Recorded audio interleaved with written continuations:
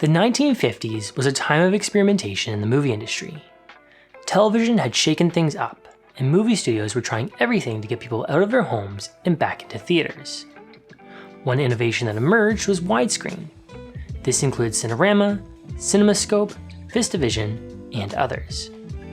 But there was one widescreen format that is not as well known today, even though technically it's still being used, and that's Superscope, a film format created by Joseph and Irving Tuschinski in the early 1950s. It initially had a few quirks, but overcame them to offer several benefits. Now let's go ahead and take a look at Superscope, the original Super 35 film. To understand Superscope, we first have to look at Cinemascope. In 1953, 20th Century Fox released The Robe, the first film using this widescreen process. It used anamorphic lenses to squeeze a widescreen image onto standard 35mm film. Anamorphic lenses would then be used on the projector to de-squeeze the image. Now this next part is important. Standard 35mm film leaves room on the side for an audio track. What made Superscope different is it removed the audio track on the side, using the full width of the 35mm frame. This is the same width that would have been used during the silent era of filmmaking. Superscope would then crop the image to a 2:1 aspect ratio. An image's aspect ratio is the ratio of its width by its height. This 2:1 image was then expanded and squeezed onto standard 35mm film. It would then be de-squeezed during projection with anamorphic lenses. Superscope was seen as a more convenient option over Cinemascope. It didn't require the use of big, heavy anamorphic lenses during filming, and the spherical lenses that it did use required much less light. But most important of all, Superscope wasn't owned by any single studio, unlike Cinemascope, which was owned by 20th Century Fox. Any studio that wanted to use Cinemascope had to pay a fee. Not so for Superscope. Because of this, RKO Studios was quick to adopt this format, first using it on their 1955 film, Underwater. Despite the benefits of using Superscope over Cinemascope, it did have some issues. The first being that Superscope utilized a smaller portion of the 35mm frame. This created a final projected image that was grainier than Cinemascope, which used much more of the frame. The other issue was the two different aspect ratios of these formats.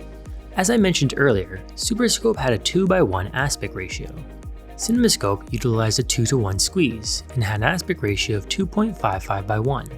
Since most theaters were equipped for 2:1 squeeze anamorphic projection, Superscope had to compensate with a black band.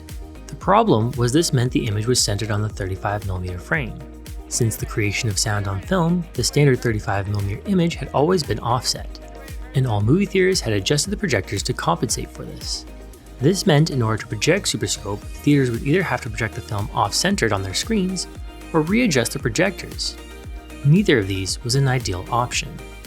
Superscope eventually conceded their 2:1 aspect ratio and came out with Superscope 235. This version had the same 2.35:1 aspect ratio that Cinemascope was now using, making it compatible with the 2:1 squeeze anamorphic projection. Recent improvements in film stock also made the graininess issue less noticeable. Anamorphic formats like Cinemascope continued to dominate throughout the 1970s and early 1980s. This changed when a little movie called Top Gun began filming in 1985. The filmmakers wanted the movie to have a scope aspect ratio, but they couldn't fit large anamorphic lenses into the cockpits of the fighter jets, so they turned to Superscope 235, which was now simply known as Super 35. Top Gun went on to become a success, and filmmakers began to notice the benefits of using Super 35 film. Beyond the smaller, lighter lenses, Super 35 was also better for the new digital effects that were being used. This was because the extra space above and below the frame made it easier to do motion tracking. It also allowed films to be converted more easily to a 4:3 aspect ratio. This was great for the home video release market that was just beginning to take off. And that's the story of Superscope, an almost forgotten film format that is technically still being used today, just under a different name. And its effects can even be seen in modern digital filmmaking. This is because many of today's digital cameras are using Super 35 size sensors.